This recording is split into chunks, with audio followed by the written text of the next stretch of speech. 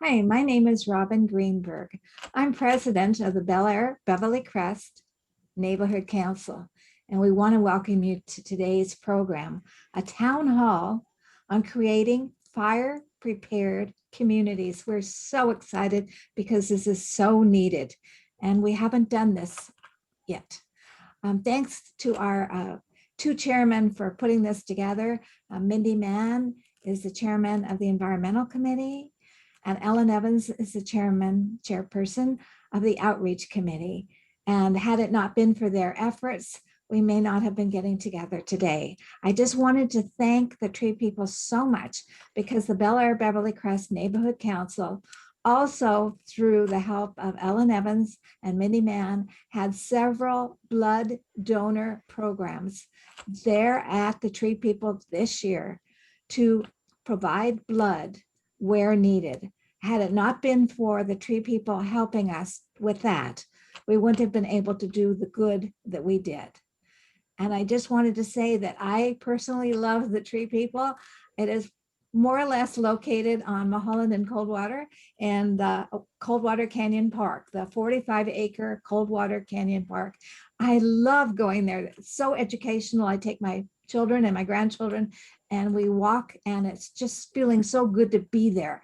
And I know it started, I actually was here. Andy Lipkis started it in 1973. He was 18 years old, and he had gone up to camp in the San Bernardino Mountains and had been told when he was there that there was smog coming from here to the trees, and it was not good for the trees. So he came down here and he opened up in his own manner what is now called, thank goodness, our place that we hang and we go and we learn.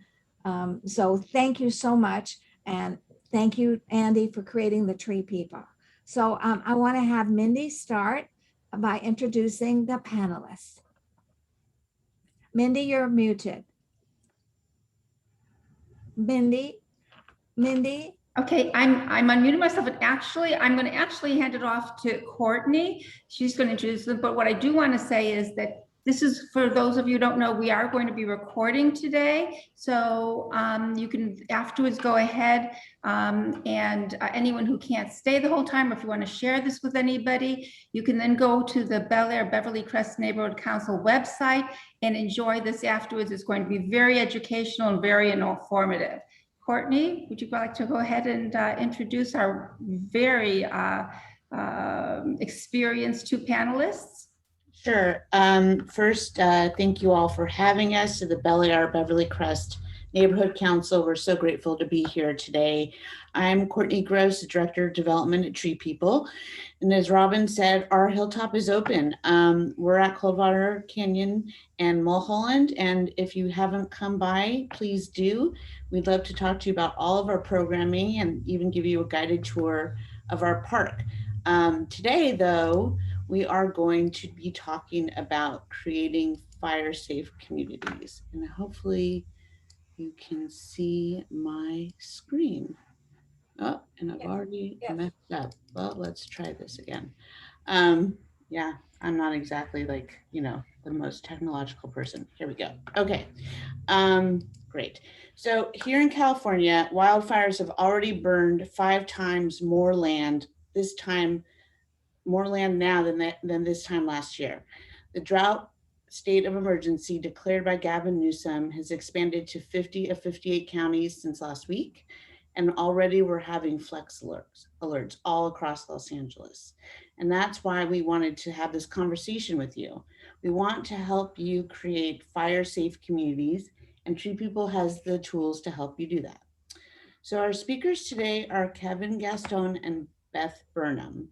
Kevin Gaston is Deputy Director of the Tree People Land Trust, which is a land trust that Tree People acquired in 2019.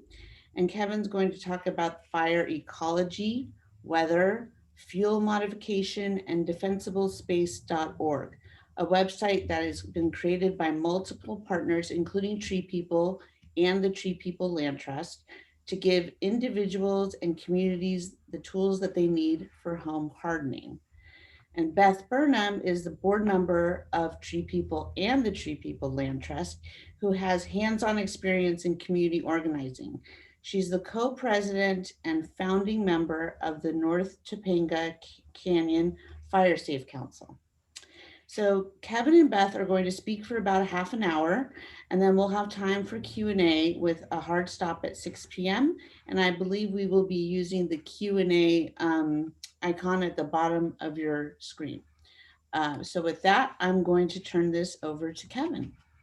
All right, well, thank you, Courtney. And thank you everyone for being here today. Obviously, this is a very important conversation to be having, but particularly for communities that intermix with open space and natural lands.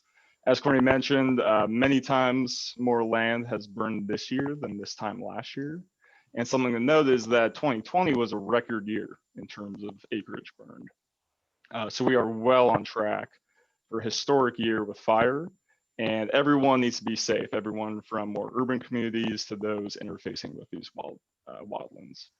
So this is also a good time to speak because we've just now gone past the period where folks are working on their fuel modification, sometimes referred to as brush clearance, and moving into what is traditionally referred to as the fire season. Now that seems silly nowadays, given that we're getting fires in May and January. But as we'll get into with weather, there is definitely a difference in how fire behaves depending on where you are in the year. So now is the time where folks can really take important steps to maintain their homes, hardening their homes, and ensuring that they're doing everything they can to be prepared for these fires. So to understand this, let's get a little bit of context in terms of fire in Southern California. Previous slide, actually. Yeah. So fire behaves very differently in Southern California. I'm sorry, the previous one with the plans on the bottom. Yes. This There one? might be a delay. Okay, right there. Yes. So it says coastal sage scrub on the right. So fire behaves quite differently here in Southern California compared to other environments. Typically, when people talk about forest fires, they're talking about Northern California, the high Sierras. Those are true forests. What we have here in Southern California is quite a bit different. So just real quick, I'm going to go over two of our most dominant habitat types. First off, on the left here, we have chaparral. And so this is really a defining habitat of California. Some just really easy things to know that you're in chaparral. You're going to have a thick, dense evergreen canopy. These are sometimes referred to as dwarven forests. Unless there's a trail or a road, it's going to be very difficult for you to traverse this. Now, one of the challenges of being a plant in California is how do you survive the summer? We very predictably have long summer droughts where 6, 8, sometimes 10 months go by without a single drop of precipitation. So chaparral plants typically have adapted to that by holding on to their moisture. So on the lower left here, we have very typical ceanothus chaparral plant called ceanothus, sometimes called mountain lilac. And what these plants do is through their leaf shape, through the oils they produce, they retain and hold on to that moisture. They grow a little bit slower, but they can withstand those long summer droughts. On the right, we have coastal sage scrub, also very dominant in California. You'll know you're in sage scrub if you can walk through it. So sage scrub is much shorter, a little bit more open and dispersed. And what sage scrub does in terms of adapting to the drought is it goes dormant for a little while. So you'll see it kind of brown out, kind of just hangs low until it gets some relief in the winter. So next slide. Now, I think this photo really illustrates this well. This was taken at our Cold Creek Preserve, just a little bit south of Calabasas. And so on the left-hand side, you can see that dense evergreen canopy. So that's going to be your chaparral. On the right side, you see a couple trees that are evergreen, but all in all, a little more brown, a little more dispersed. So that's going to be your coastal sage scrub. Now in the middle is annual grasslands. And so this is what happens when either one of these systems is severely disturbed. Now this disturbance can be physical from disking the soil, excessive brush clearance, or as I'll cover in a bit, it can actually occur from fire itself. Now, annual grasses, these often include mustards as well. This is why if you're driving down the 101 in early April, it's gorgeous. It's bright green, feels like you're in Ireland. But just another month goes by and the more somber yellow starts to appear. And the issue with annual grasses is they are just tremendously ignitable. It does not take much to get a fire started in these grasslands. It can be a simple spark. It can be a hot tailpipe on a truck. So it's really the speed at which fire goes through these grasslands that makes it particularly dangerous. And whether you're fighting fire or fleeing fire, as I recommend, time is really essential. And so that's a key to all of this. Next slide. Now, I'm sure we're fairly familiar with the story that decades of fire suppression has led to an unnatural accumulation of woody debris and things in our forests. And the problem with that is that when the fire does come through, it burns much more intense. The radiant heat goes up and creates what's called a crown fire, where the whole forest canopy burns. And that narrative is largely true for forests. But we don't have forests here again. We have the chaparral, grasslands, and sage scrub. And so pretty much any fire that comes through these areas is going to be a crown fire. It's going to have that full, very dominant behavior. So if you look at this map here, we actually have the reverse problem where we have too much fire. Humans cause 99% of the fires in Southern California, be it power lines, a dragging chain on a truck, or arson sometimes. And so what we've done is we've rapidly increased the amount of fire that we are subjecting these lands to. It's estimated that prior to Europeans, any given location in the Santa Monica Mountains probably burned once every 60 years or so. That number is now cut in half. Any given location will likely burn once every 30 years. So this map, you can see the warmer colors essentially represent areas that have been subjected to a far more frequent fire regime than nature would typically allow. Next slide.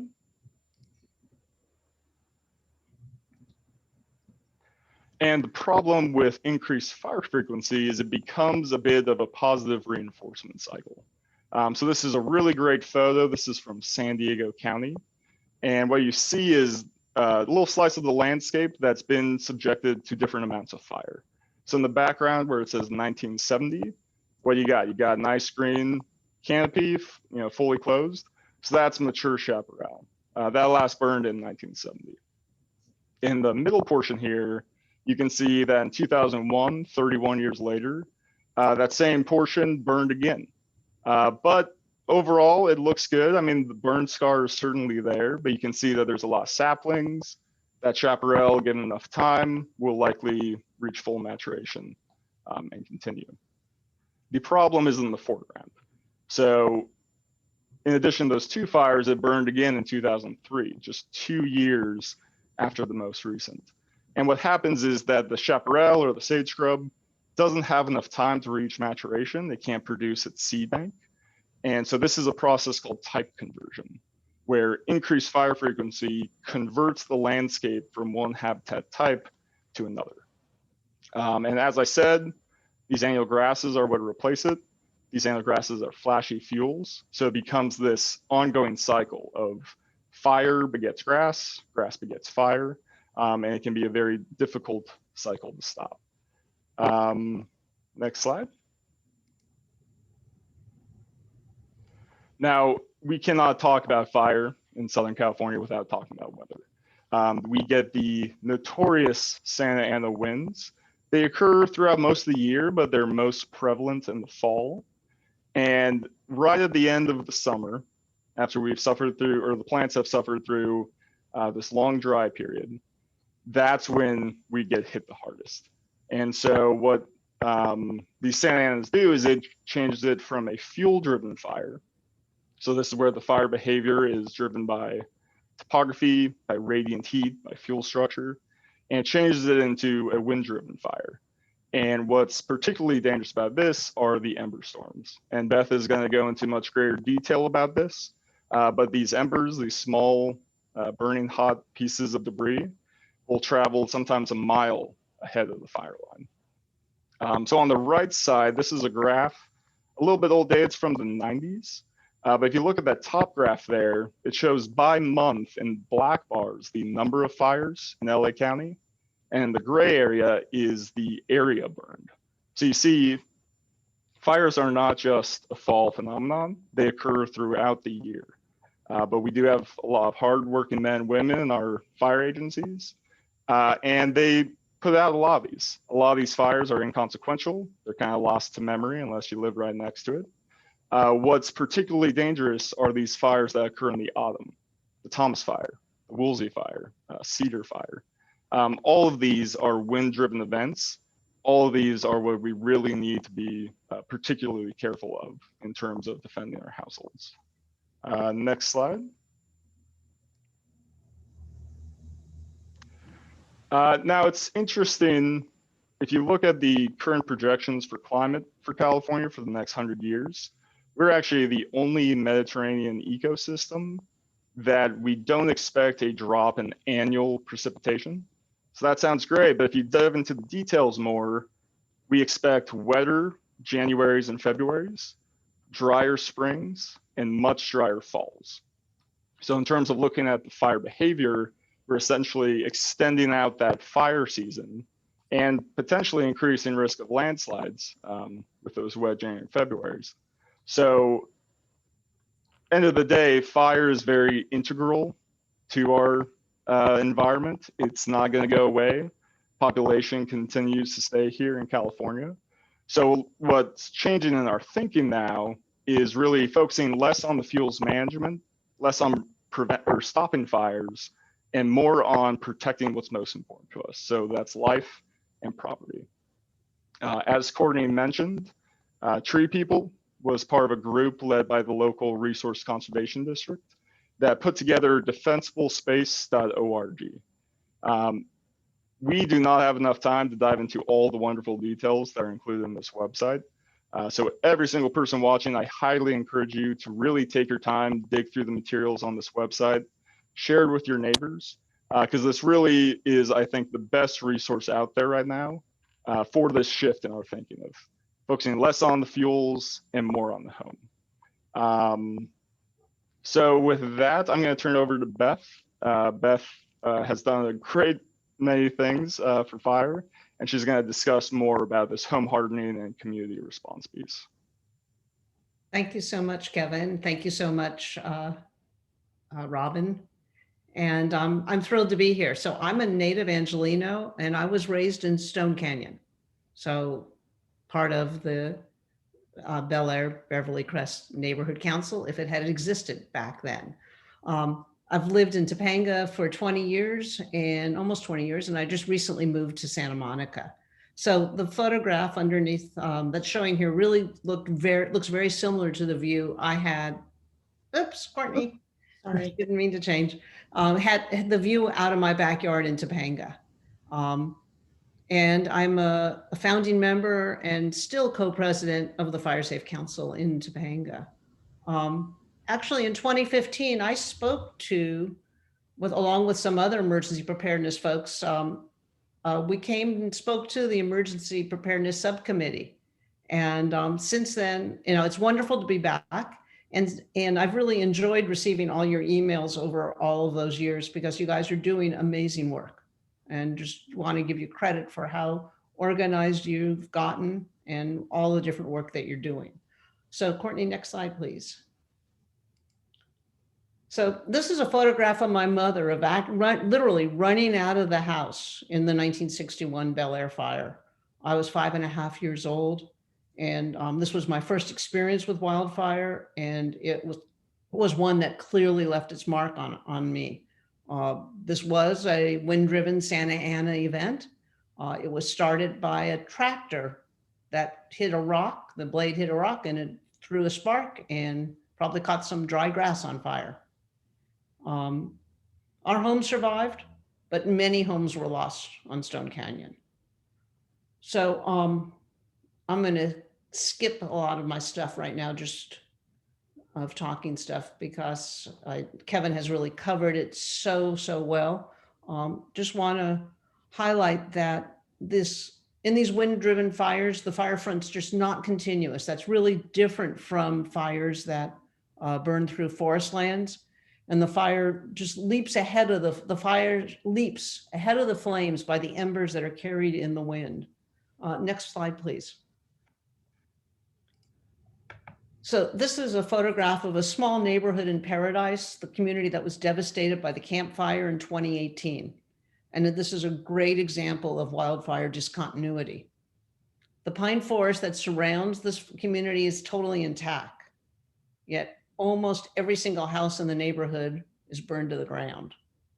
So the fire was started in this pine forest fire by embers.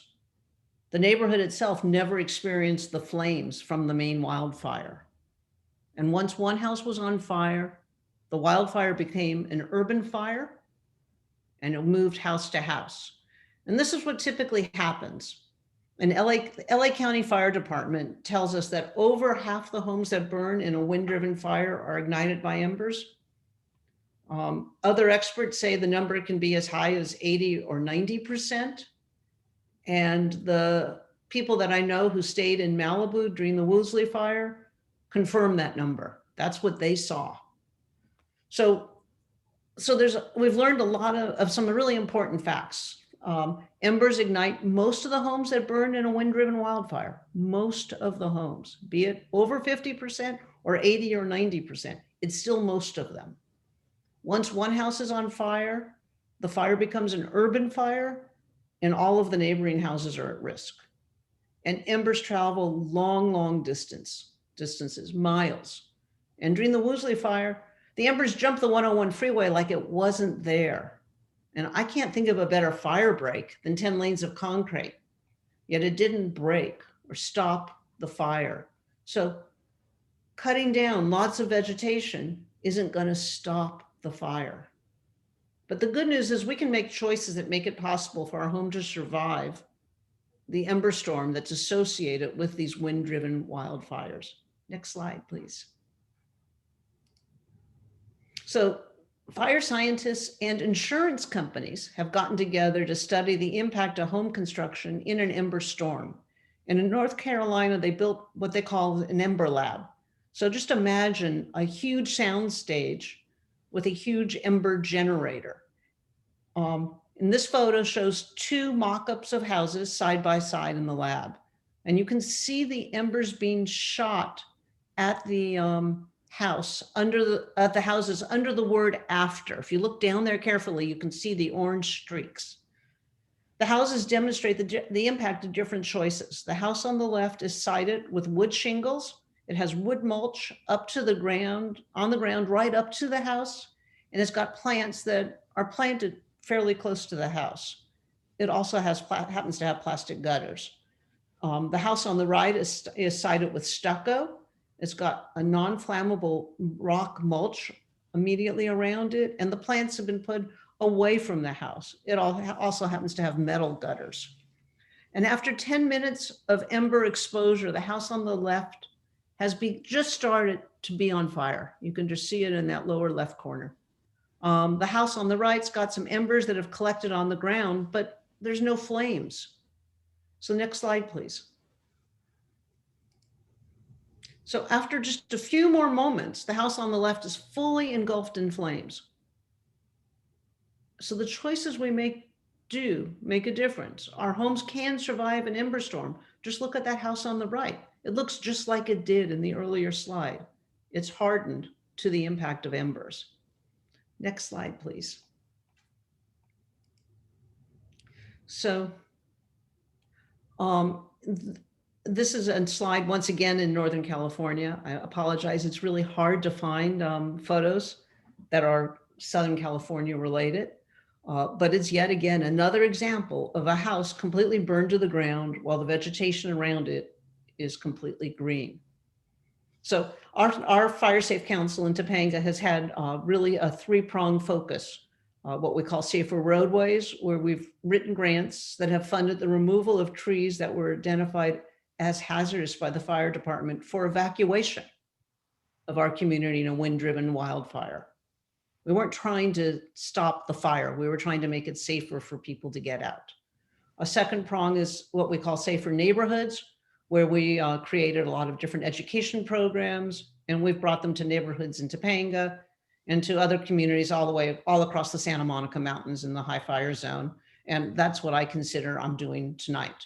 And then our Safer Homes program, where we created a program where we were trained and we went to people's homes and walked with them around the house with the homeowner and made suggestions as to tell them what they could do to harden their own home to embers. That program is now being run by the Resource Conservation District of the Santa Monica Mountains. And you can find their contact information on defensiblespace.org. Actually, let's go to that. Go to the next slide, Courtney. So this is yet another slide from defensiblespace.org. I'm proud to be able to say that not only did tree people participate, but I was the only non-expert, non-professional representing our Fire-Safe Council in this task force that worked on the advisory council that worked on the creation of this website. I really like this slide because it summarizes how to prioritize your efforts, where to put your money and time as you harden your home to embers. So you really want to do the low cost, high priority stuff first, and there's plenty of it to do. And the item on the far right, down low, the lowest, farthest down and farthest right is maintenance.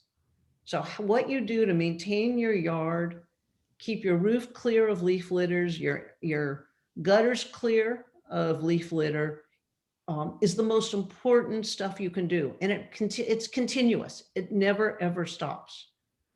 The next item you could do is put vent covers in. Our building codes keep rodents out of your house with 1/4-inch vents mesh. But for fires, you really need 1/8 inch. It's a really easy thing to do to harden your house to embers. And so this is a great website and everyone should go to it. It is the state-of-the-art place to go and get information. So next slide, please.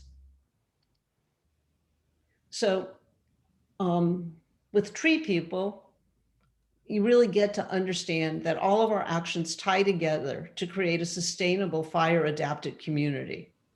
What each of us does to harden our own home protects our neighbor's home and our neighborhoods and our communities. So the survival of my home is not only dependent upon my actions, but also on the actions of my neighbors and the actions of tree people to restore critical wildland landscape. So this slide I really, really like. It's a site in the Santa Monica Mountains that tree people restored with native plants a few years before the Woolsey fire. The fire burned through the area, yet it went around the restoration site because tree people had been maintaining the site by removing non-native grasses that burn so easily. You can look at the burned ground in the foreground and the singed oaks and burned ground in the background. Yet most of the young oak seedlings planted by tree people survived. So here's a really, really on the ground example of how choices we make can change fire behavior.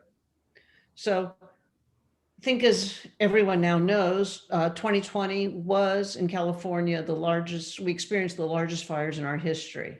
But it's not a one-off situation. And by acreage burn, of the 20 largest fires, 11 of the largest fires have occurred in the last 10 years. But even more critically, the top 7 fires have occurred in the last 4 years. And right now, we are running in 2021 so far ahead of the prior year's history. It's terrifying because we have the toughest part of the fire season ahead of us. So this leaves all of us wondering if there is anything we can do. And the answer is yes, we can make a difference. We can harden our homes. We can educate ourselves and prepare ourselves and our communities. So thank you. And now we have plenty of time for questions and answer. Okay, Kevin, Beth, thank you, both of you, so much. That was so informative. And I'm sure that everybody learned something. I'm sure I learned a lot. So before we move on to answering everybody's questions, I have a couple questions that I would like to ask. And then I'll turn it over to Courtney. And also, I just want to say that if anybody joined us after the program began, please, you can submit your questions through the Q&A box that's down at the bottom. And Beth and Kevin will be happy to answer those questions. And I just want to remind everybody, if you did join later and you didn't hear, this is being recorded and it will be available after tonight on the Air-Beverly Crest Neighborhood Council website. I'm going to ask probably Beth a specific question and Kevin a specific question, but either one of you can answer. So Beth, you had a photo of that figure 18. And so as you mentioned, it was from up north and it showed the unburned vegetation, but that the house was completely burned. So it reminds me when I drive around, I'm seeing, unfortunately, more and more trees throughout these hillside communities that unfortunately have died, or at least are showing that they're on their way to dying. Given what we're being told now because of the drought that we're supposed to cut back on watering, what would you say we need to be doing about watering our trees? And we know that our trees are really important, about watering our trees that are both in our gardens and also on our hillsides, that on our slopes that are not right in our immediate, kind of smaller garden area. So you're asking actually two different types of questions. One is an ecological question. What do we do should we do something to save our trees? The other question is, what does this situation mean from a fire behavior and risk to my house? Exactly. So I will answer the fire side and Kevin can answer Okay. the ecological side. From a fire point of view, I have focused on the impact of embers, and embers are generated and have an impact on houses far away from where the flame experience actually is. I think you're asking me more, because if you harden your home to the embers, then your home can be hardened. Embers will not light on fire a large dead tree. You don't build a campfire with a big log. And that's when I'm walking around someone's house, I'm always thinking about the image that I'm using in my mind is if I was throwing matches, would I be able to light my campfire here? Because those matches are just embers. And so the way you would build a campfire is with very small, fine material, flashy grasses, a bird's nest would be small twigs, dry leaves. That's where you start building your fire. It's not until the fire is a pretty large size that you would get to a place where you could put a log on it and have it catch on fire. So, so the fact that there are dead trees on the hillsides is not something which makes me terrified. I'm very saddened, but doesn't terrify me. It is fuel that will burn, but our fires burn through so fast and consume the fuels so fast that that's all going to happen in any case. So now the question is, can you flow that fire around your house? We're now talking about the actual flames. We're not talking about embers at this point. We're talking about saying that the fire is very close to your house. And the reality is that if you can keep that hot, intense fire away from your house, and interesting, science says it's 62 feet. That's looking a lot like the typical 100-foot clearing. We have 200 feet in the Santa Monica Mountains as our required clearing. which actually has interesting different history. But 100 feet, if you can keep the flames 100 feet from your house's materials ought to be able to withstand the heat that's generated by that fire. And so it's a little bit of a different perspective. So what you're trying to do is modify the landscape, and that's what that defensiblespace.org talks about so well, is what to do to your house and then what to do to your landscape to try and flow the fire around it. In the same way that that fire flowed around in that last slide where the Tree People Restoration Area did not burn, the fire flowed around it because the landscape had been modified. That flashy grass wasn't there. So Kevin, you want to talk about our trees that are suffering so much? Yeah, I would say that it really depends on the location and also the reason why it may be in poor health. Best case, of course, would be get an arborist out there. Sometimes it's not that it's a water issue. It could be boring beetles, other types of diseases. So I would first take a look, really understand why you're seeing your tree wane like that. If it's up on the hillside, as Beth said, it's very sad, it's very unfortunate. But you can also do damage even by artificially watering some tree on the hillside. If you get used to an atypical water cycle where you're doing your best intentions, but you may actually change how that plant grows and kind of throw off its timing. So I would suggest if it's really out there in the wildlands, leave it alone. It's unfortunate if it does pass, but that does happen.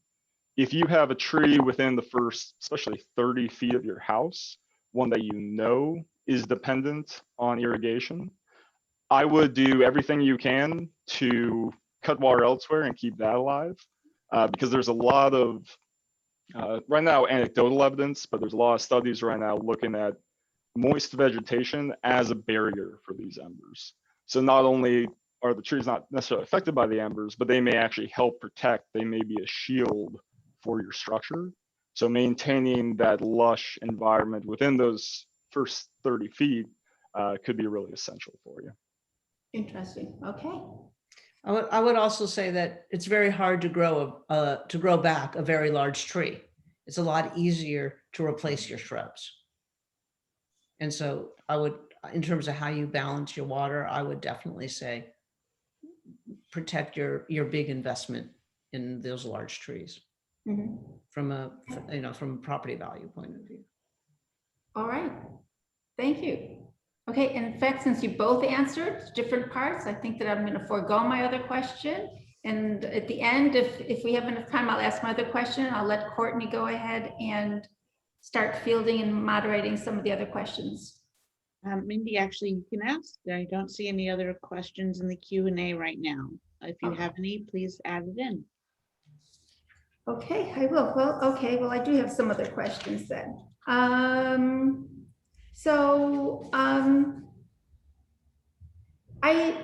It was interesting, Kevin, you mentioned that we've actually had too many fires here in our Chaparral area, and that it's different, unlike, in the north where you're talking about the fact there is forest land. So it's different when they talk about doing the prescribed fires in that area.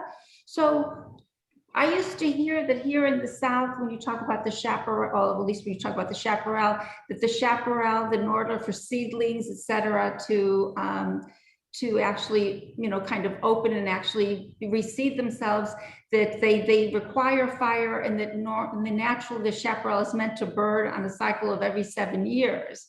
Is that correct or incorrect? And if it's burning too often, where did that 7 years come from? Can you explain that? So yeah, that's a common misconception. I would say that chaparral is adapted to fire, certainly. It has a lot of mechanisms in there in terms of certain species where their seeds only germinate in the presence of smoke. But I don't think you should look at it as best for the system as much as those are just very opportunistic species.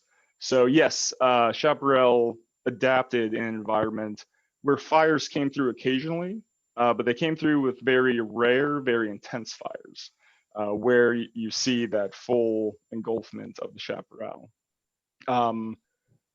I'm not sure where that 7-year figure came, but overall, I would say that this increased frequency is really threatening just kind of the core cycle of chaparral and sage scrub. I mentioned before that if you don't give enough time for those plants to mature, enough time for them to generate the new seed bank, that's where the type conversion occurs. So yes, they are adapted to fire. They're opportunistic species. And I'll be honest, some of the most beautiful sites I've ever seen have been in post-burn areas. Definitely some amazing scenes that can be found there, but that doesn't necessarily represent the health of the system. Beauty and health can be quite different, unfortunately. So, Mindy, can I say a few words? Yes, That absolutely. the chart that Kevin put up of the burn frequency chart is a chart that I feel is really, really important to understand. The way I look at it as someone who lives in Topanga in that, you know, a Malibu adjacent zone, and you guys even live further east, is that Malibu burns all the time. And there's a corridor that goes down from north of the 101 freeway and straight down through Malibu. It's essentially the burn pattern of the Woolsey fire, from maybe Chatsworth up in there. And that is driven by the topography, by the way in which the canyons are aligned, and the way in which the wind tunnels through. It just goes through them through that area at incredible velocity. In Topanga, that same Santa Ana wind is not nearly as strong. And as you move across east into the area covered by your neighborhood council, it once again is not nearly as strong. And so that's good news, but it doesn't make you get you out of the blue, to get you a buy card. But history shows that, you know, we don't burn that often, but that doesn't mean we're not going to burn. I think the better perspective is, in a sense, you're just one day closer to burning. Mm-hmm. But if you live in Malibu, you're going to burn every 7 years. That's what that's showing you there. Mm-hmm. 10 years, it's gonna burn again.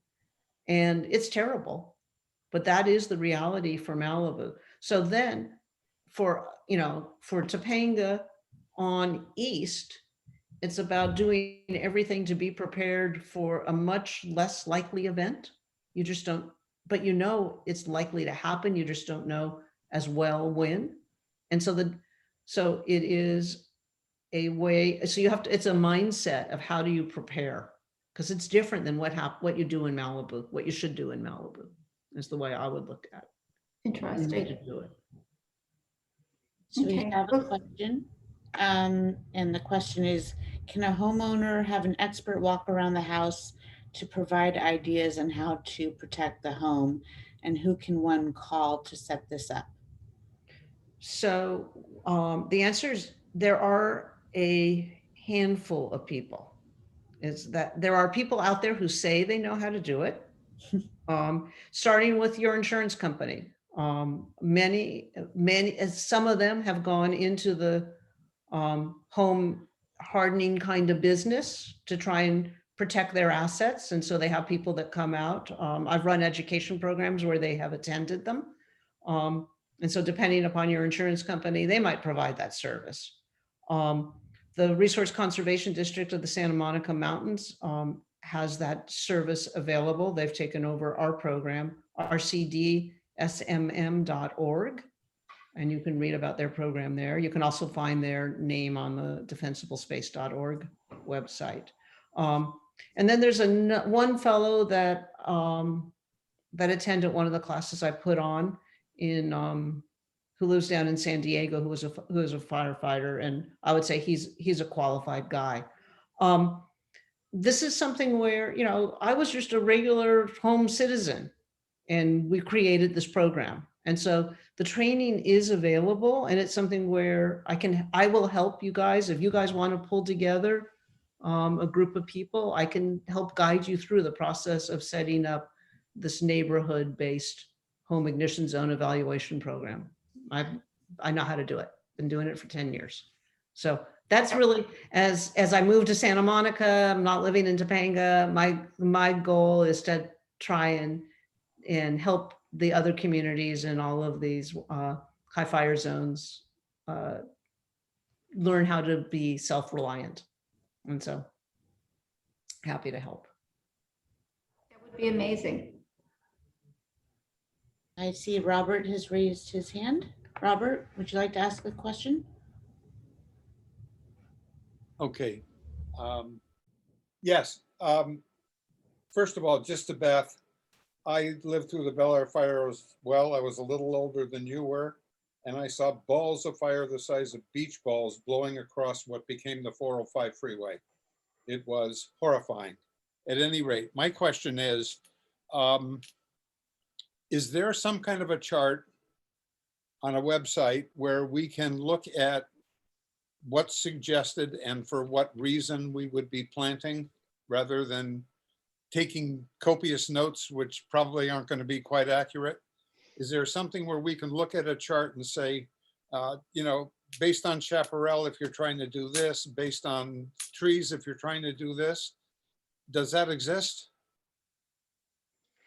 Yeah, so if you go to the Defensible Space website, there are plant lists. One thing we emphasize though is all plants will burn eventually. So it's much more about maintenance, about irrigation, than the species per se. Right. But yes, if you go to the website, there are plant lists that we recommend And this is the to have native gardens. This is the Tree People website? No. No, this is defensiblespace.org. What is the URL for that? Defensiblespace.org.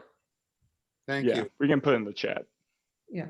The thing that's interesting about that website is actually it was started because so many people were asking fire departments, what plants should I plant? What are fire safe plants? And as we gathered together, we realized that, you know, there are no fire safe plants. And indeed, the actual plant material, other than maybe a half a dozen plants that you really don't want to plant, the plant material isn't what's important. What's important is how you maintain it. Right. And how you and the spacing between plants. And so those kinds of things are all explained on that website.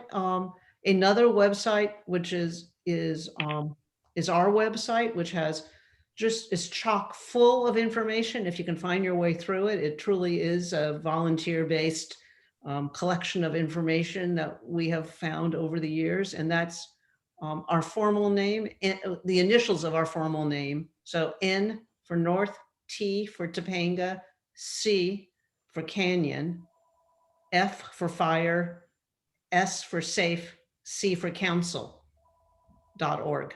So ntcfsc.org. And there's a lot of information on that website also. Beth, we have a question on what are the unsafe plants, please? So the unsafe plants are defined by a characteristic. So feathergrass, Mexican kind of, they're fine grassy fuels that are fundamentally dry in characteristic. Because if you could just instantly imagine an ember hitting that and it just goes up in flames. And so that's the kind of material that there is no chance that it will do anything other than ignite. Feathergrass, interesting. So pampa grass, all of those kinds of grasses. Kevin, can you remember any of the other ones that are just? Yeah, I would say another category is things with long strips of bark. So things like eucalyptus and others where it just naturally peels off. Those are very dry pieces of bark that sit there. And they're just hanging on by a thread. So during a large wind event, if those ignite and blow, they can really cause some devastation. So typically people will say, well, eucalyptus trees are all bad. No, all eucalyptus trees are not bad. There's a zillion species of eucalyptus trees. It's the ones with the shaggy bark hanging off of them that also probably have rats' nests in that shaggy bark that are pretty bad. Palm trees are problematic. The dried palm fronds and if you got up there, they also are full of rat's nests. And so once again, embers land in them, they ignite the rat's nest because that's all fine little material. That dried palm frond ignites pretty easily, and indeed palms are full of oil. Where does palm oil come from? Then they fly through the air like a sail, and they can fly literally miles. But when they land, the thing that's critical about them is that they are on fire and they have plenty of fuel that they've carried with them to continue burning. And so rather than being just a little ember that sparks and burns out when it lands, dried palm fronds actually ignite everything around them. And so they're carrying a lot of fuel that they heat up, that they just burn, and then it creates a big fire much easier. So, yeah. Yeah, maintenance of palm fronds, I think, is one of the biggest things you can do, especially if it's close to your home. Yep. Anyone else raise your hand, ask a question? Yes, I do. I don't want to get into something that might sound like it's political, so I'm trying to figure out how to ask this question. So you mentioned when you're talking about what to plant or what not to plant, and you said really it's more about how you maintain and where it's located and how the proximity and how close. But you said that people kept asking, what should we plant? And you said they kept asking the fire department. So so I guess what I want to ask is, given that people kind of go to the fire department for advice because they figure the fire department knows, and I know that the fire department has slightly modified and changed their website. And I know that, Beth, you have worked with the fire department in putting things together over the years. I'm asking, however, I think that very often there's still, I don't want to say misinformation. I think that there's still different information that you get from you and from Kevin than you get from fire department, or at least some of the people in the fire department. What do you think, or what would you say? I mean, for example, even the website Defensible Space on all of this, do they recommend it or not? Is it on their website? I mean, well, so I would suggest that you look at lots of different fire departments information sources. Topanga is unincorporated LA, so we're served by LA County Fire. They have a significant forestry unit that really understands vegetation management. They're foresters. They're not, they're foresters and firefighters. Ventura County has a great fire department in terms of understanding the integration of housing and the wildlands. LA City Fire is a little bit behind the ball, in my opinion. And they were not at the table in the creation of defensiblespace.org, the website. LA County Fire, Ventura County were at that table. And actually the question was coming really from Ventura County. And so the mindset and the story that I really didn't finish telling on the creation of that website was citizens asking this question of, well, what are fire-safe plants? And then the conversation really became among all of the biologists and fire ecologists that were around that table was, it's not about the plants. We need to be talking about the house. Mm-hmm. And so the website does address both. I think what I'm trying to say to you is there's a lot of sources of information, and in any individual firefighter who you talk to in any of these departments will give you bad information.